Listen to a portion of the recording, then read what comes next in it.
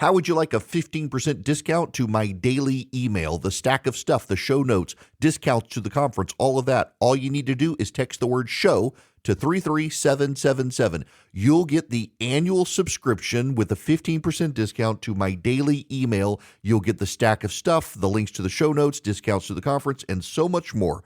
All you have to do is text the word show, SHOW, to 33777. Text show to 33777.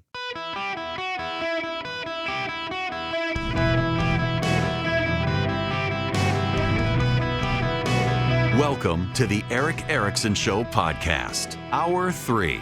Greetings, conversationalists. It's Eric Erickson here across America. Down here in Georgia, we have our primary on Tuesday. We've got the midterm elections, or when Georgia does its statewide race. We've also got the Senate seat against Jon Ossoff, and the national media right now is declaring it lean Democrat, even though we're a state that tends to vote Republican. And, well, this went live today across television networks and streaming channels. 8 years ago, you gave me the honor of serving Georgia families. Today, I'm asking one last thing. Send Derek Dooley to the U.S. Senate.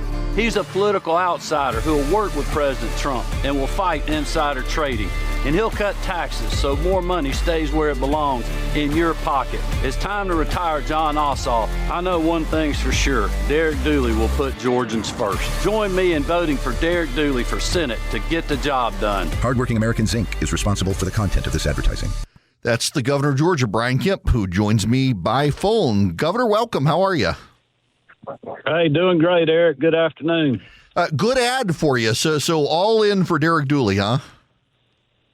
Yeah, look, I want to win. People have asked me why I'm so strongly supporting Derek, and it's because he's a political outsider. If you look around the country where Republicans have had success beating Democratic incumbents, it's been political outsiders that have done that. Bernie Moreno in Ohio, Dave McCormick in Pennsylvania, Tim Sheehy in Montana, and I think Derek Dooley's going to be next, knocking off Jon Ossoff. I just would encourage people to vote for him in the primary where we can get this seat back. Well, you know, I've noticed whether it's the Savados Crystal Ball or the Cook Political Index and several of the others, 538 and Nate Silver and the like, they're all kind of listing this seat as leaning Democrat, as Republicans are super divided. I saw the Atlanta Journal now over 50% undecided still Republicans when it comes to a lot of these races. And I can't remember the last time we had a primary where there were that many undecided voters less than a week before the primary. Yeah, I think you're seeing that in a lot of races, quite honestly. But I think the primary process, quite honestly, Eric, has been good for Derek Dooley. People have gotten to know him. He's been through the gauntlet now. He's got the most uplifting message and is running for the right reasons. And I think people are finally starting to answer the question of who gives us our best chance to beat Jon Ossoff, and that is a political outsider, and that candidate is Derek Dooley. So we're really excited about where the race is. We got to keep chopping and finish hard here the next 6 days leading up to Tuesday, and get in a runoff and keep the momentum going from there.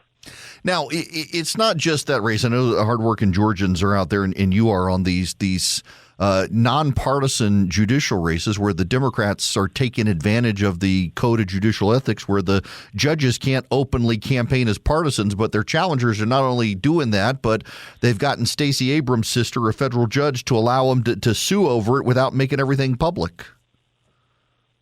Well, it's the thing that people really dismiss and don't like about politics, quite honestly, in a nonpartisan race where the members of the Supreme Court and the Georgia Court of Appeals and everyone serving in a judicial branch capacity is supposed to be following the law, not trying to make the law. And these candidates are running on making the law. And that's really give anybody that's voting in that race pause. I would encourage people to vote for our incumbent justices and judges of the Court of Appeals. They've been actually following the laws that the legislature has written, not trying to legislate from the bench. And, they're getting attacked for actually doing what they're supposed to do and what really all Georgians should want, whether you're, left, right, Democrat, Republican, independent. You should want an independent judiciary that's going to treat your case fairly no matter where you come from or what your political leanings are. And these candidates that are challenging these folks are just doing the opposite of that, and that really should give people pause. And I would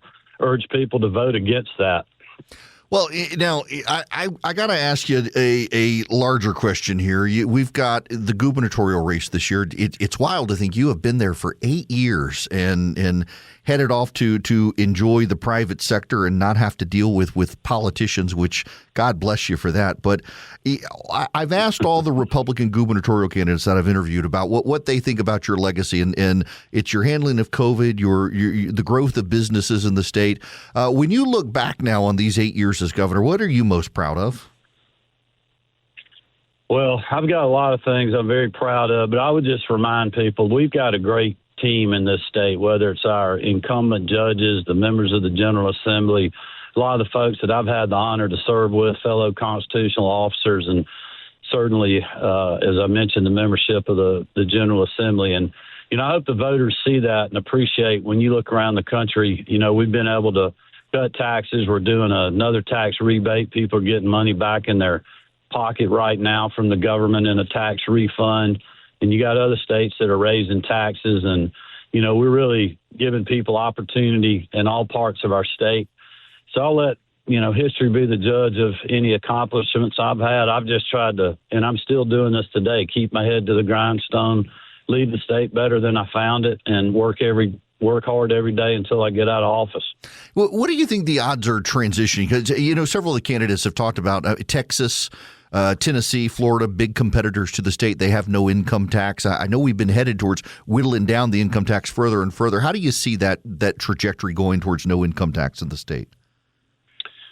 Well, it's a tough, it's an easy thing to say. It's a tough thing to come up with a plan to do that. I'm very proud we've cut the income tax, both corporate and personal, 4 years in a row. A lot of these states just have no personal income tax, so they got corporate taxes and other fees that, if you really compare all of those, we're a very competitive tax state. We also have a lot of tax benefits in our state that help create a lot of jobs that give people good opportunities to have a good wage that has benefits like health care and retirement accounts and other things.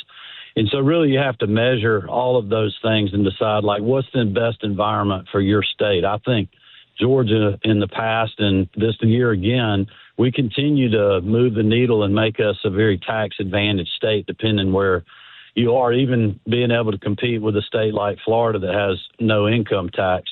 When you look at our rate of hiring and jobs in diversified manufacturing and other fields, I think we're doing a lot better than Florida. That's really a service-based economy, and we're raising wages, and that's what I've been focused on. I think if people want to get rid of the income tax, which I'm, certainly for that, but you got to lay out a plan and explain to people how you're going to do that and still fund the key elements of government, public safety, education, healthcare, and those things that people are counting on every day.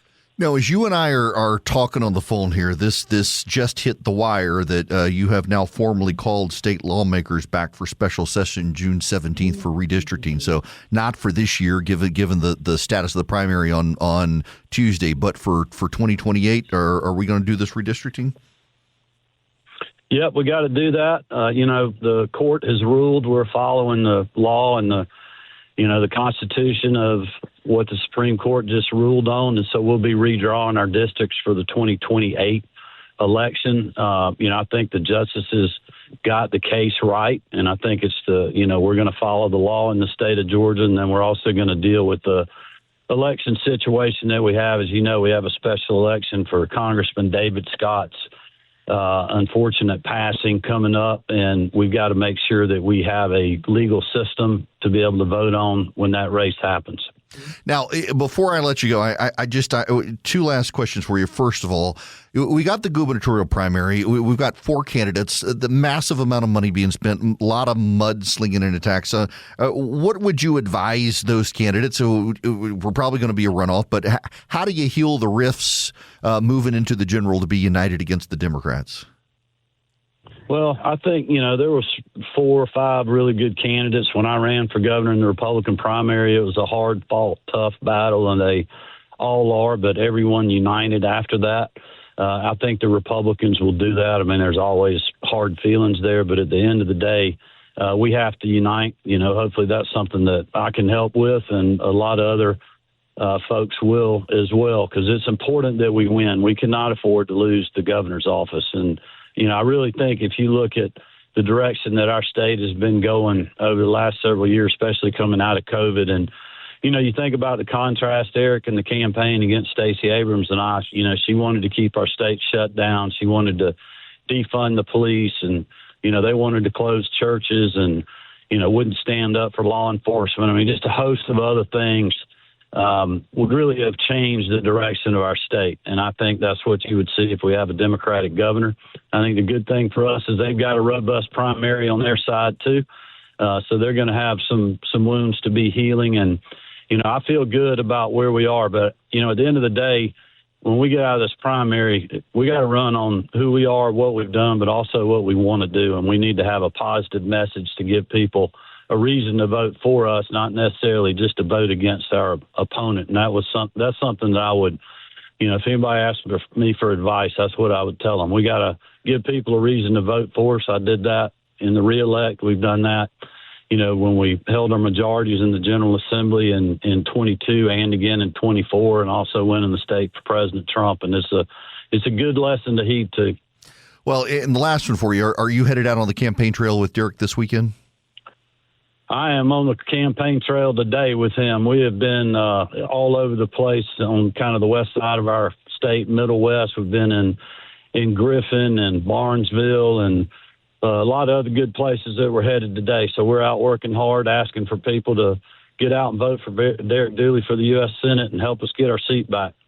Well, at some point, I still got to get my wife. She still wants to meet you and your wife in person, having never done that. I've been a negligent husband on that. So I'll send you a note and see if I can find some time to get her up, because she says she wants to see the two of you before you head off to Athens, because she's not sure she wants to go over to Athens during football season to see you. Yeah, well, let's make it happen. That'd be great. We will. Well, my best to your wife and to you. Thank you for stopping by, and good luck out there on the campaign trail. I hope he wins. Thanks, Eric. Absolutely. Governor Brian Kemp out on the campaign trail with Derek Dooley for the U.S. Senate. And, by the way, if you live in Georgia, if you text the word engage to 33777, I'll send you the list of people I'm recommending you vote for. And it includes Derek Dooley. And the big reason is because you got Mike Collins, who is the front runner right now, has these massive ethics issues. He's been in Congress for 4 years, got ethics complaints over the handling of his office. Jon Ossoff has won every single election he has ever won by challenging the ethics of the Republican running against him, and he's done so quite effectively. That was his background as a documentary filmmaker. Regardless of what you think about his career, he was very good at exposing corruption, and he knows how to tell a story to make the other side look very corrupt. He's very good at it, and it's going to be very hard for Collins in the general election to be able to combat the corruption allegations, given the outstanding ethics investigations. And by the way, those ethics investigations in Congress, it's a bipartisan committee. It is 3 Republicans and 3 Democrats.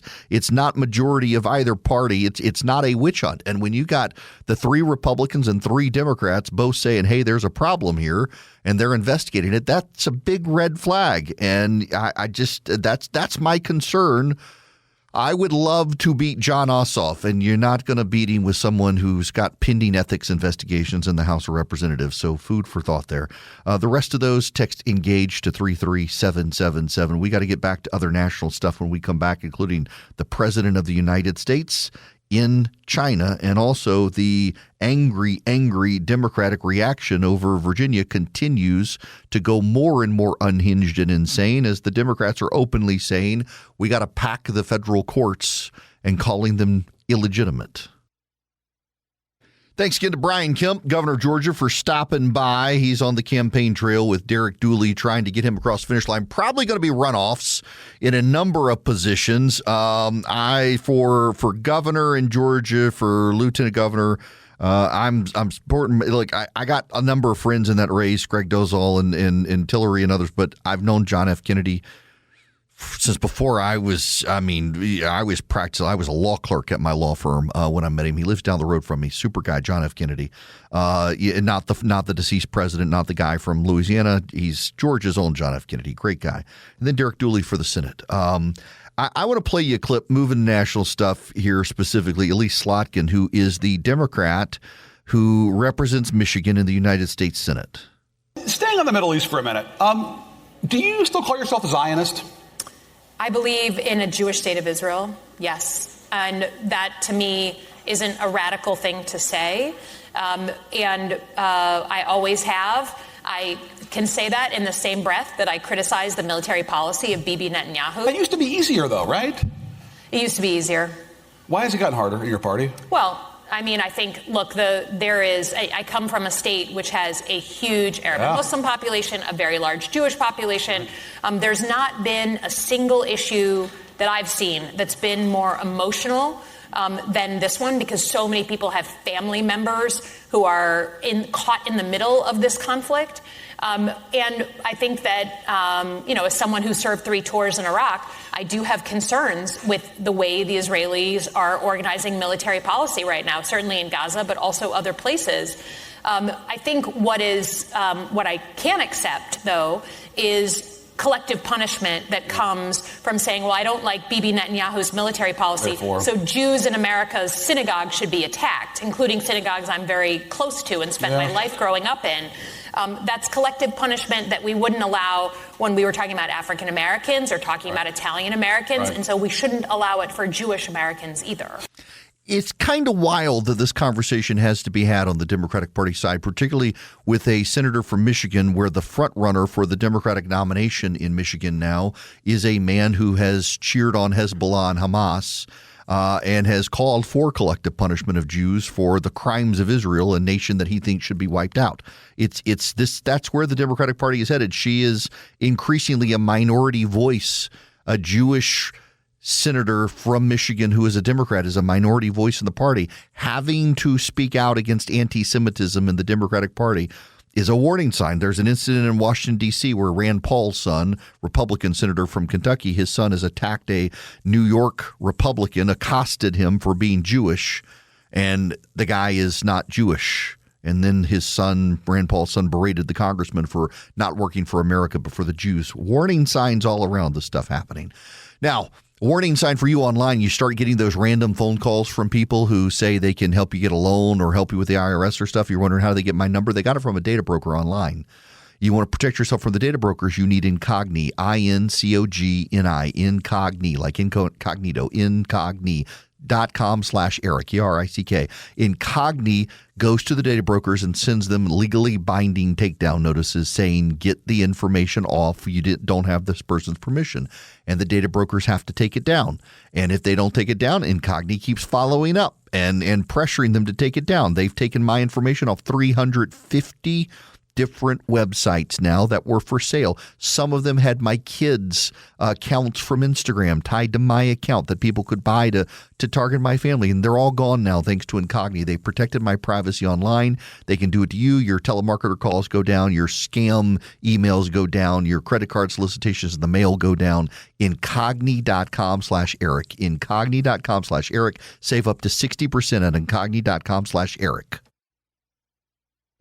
Hello, welcome. It is Eric Erickson here, 877-973-7425. Should you wish to be on the program, would be happy to have you if you text the word Eric, E-R-I-C-K, to 33777.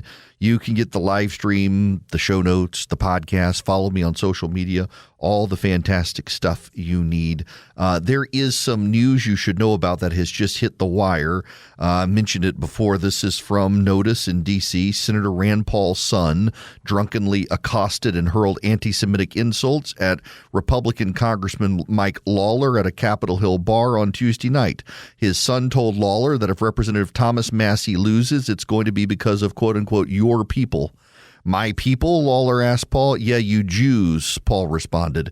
Do you think I'm Jewish? Lawler asked. I'm not. Oh, wow, I'm so sorry for calling you a Jew. Rand Paul's son replied. He then said that Jews are anti-American and that Lawler and his Jewish supporters served Israel more than America. It is a reminder that anti-Semitism is infecting both parties. It's one reason I am supporting ousting Thomas Massie from the United States Congress. He has become increasingly conspiracy-minded and anti-Semitic. He's always been openly questioning Israel as a nation, which I don't find anti-Semitic, but eventually almost all the people who do become openly anti-Semitic and see Jewish conspiracy theories everywhere. And it's time for Thomas Massie to get out of Congress as he is clearly mentally deteriorated. There's actually a report out today of a young woman who claims that she was in a relationship with Massie and he became controlling and abusive and harassed her, and she has filed some sort of complaint. And she was a staffer on Capitol Hill, no less, after Massie's wife passed away. Listen, I feel bad for the guy. His wife died. He's going through a hard time, but he is mentally deteriorated.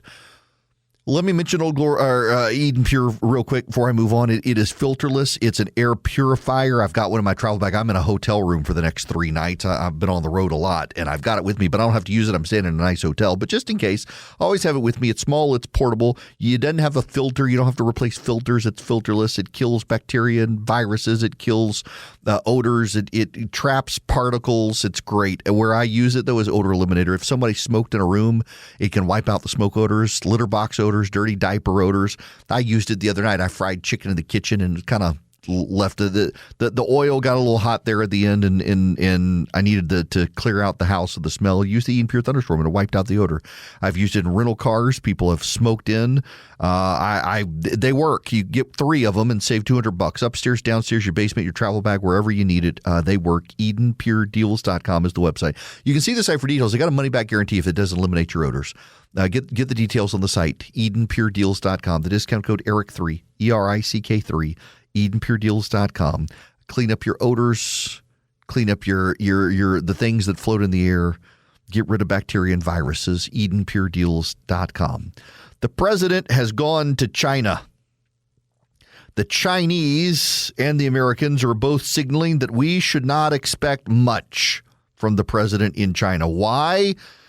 Because if the president's not going to end his tariffs on China, the Chinese don't want to negotiate. Now, I am anti-tariff, but I don't mind the tariffs on the Chinese. I'm not opposed to tariffs on the Chinese because I think the Chinese try unfairly to steal our intellectual property, and the Chinese then try to remake our products as cheaply as possible and resell them to us. I'm deeply opposed to the Chinese controlling so much of the antibiotic supply in the world.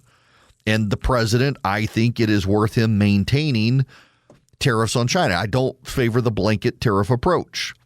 So I last night had to host a dinner.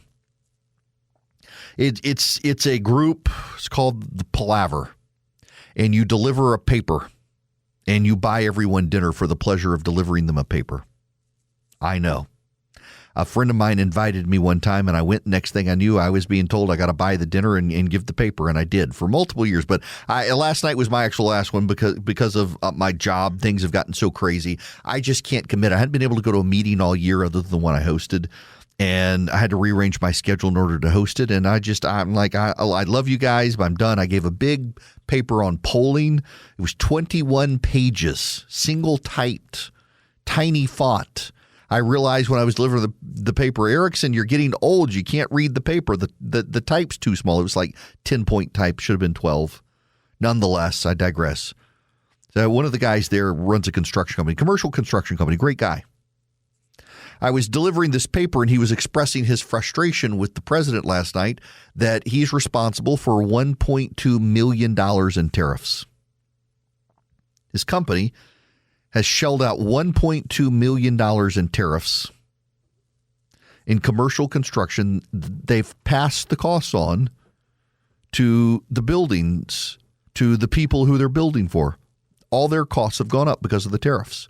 And he's had to do this. He's like, I don't know where I go to get the money back. No one can tell me how I apply for refunds on the tariffs. And some of them I can't apply for refunds on because, like the aluminum tariffs, bypass what the Supreme Court said was unconstitutional. And the aluminum, the steel, everything that they've got tariffs on that he's used as business. I was talking to homeowners, the home builders this morning.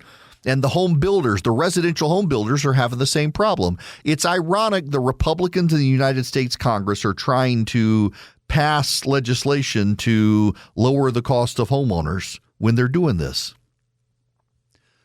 So construction guy I talked to, 1.2 million in tariffs. Home builders this morning I talked to, they're dealing with tariffs. The president, the Republicans in Congress, they're trying to lower the costs of home building in this country. You get rid of the tariffs, you're going to lower some of the costs, but they don't want to acknowledge it. The president insists the tariffs aren't raising prices on Americans. You talk to home builders, you talk to commercial builders, you talk to shippers, you talk to importers. All of them are saying we're paying the tariffs. And yet there are people in this country who, because the president told them that's not true, they're believing the president instead of the people impacted by the policy. This is the thing I hate about American politics.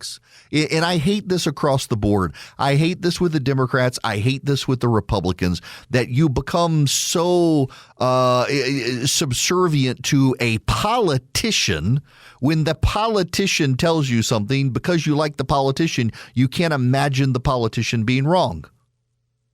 I'm talking to the home builders. They're saying their costs have gone up because of tariffs. They're having to pay tariffs on the stuff they import. I'm talking to the commercial builders. They're saying their costs have gone up. I'm talking to the coffee roasters in America who are paying import costs for bringing in South American and Central American coffee beans. Those tariffs have largely gone down. The president reduced them.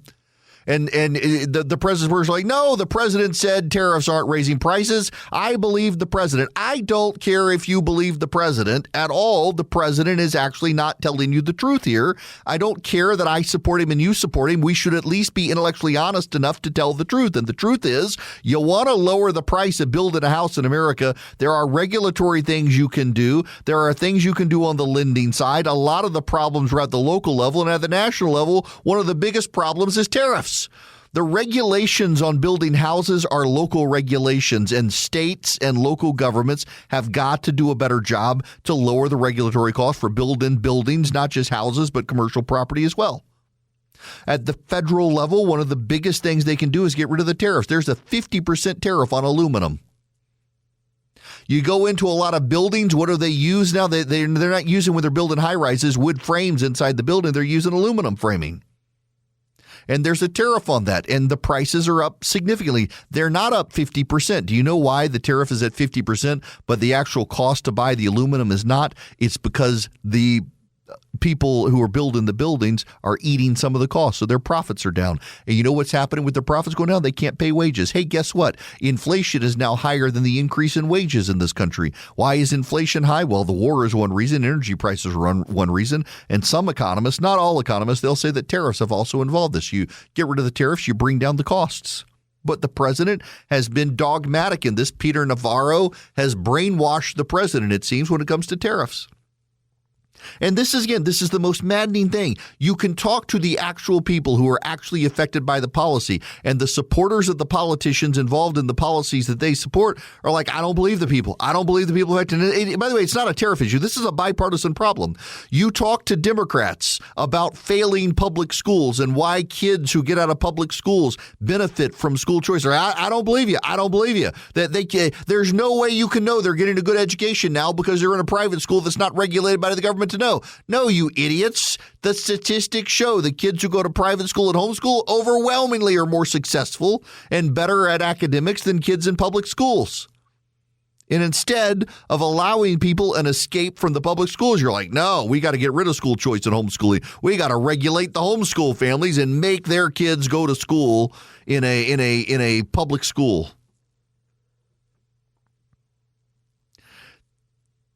There should be some common sense involved in government, and there's just not anymore. There's dogmatic partisanship. And by the way, I'm dogmatically partisan on a lot of issues.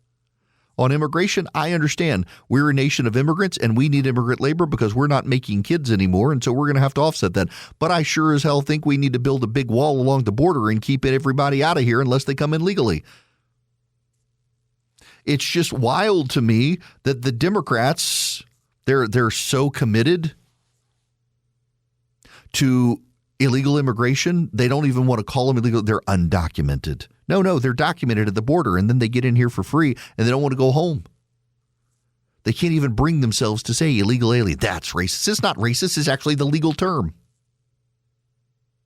There's a report out on education.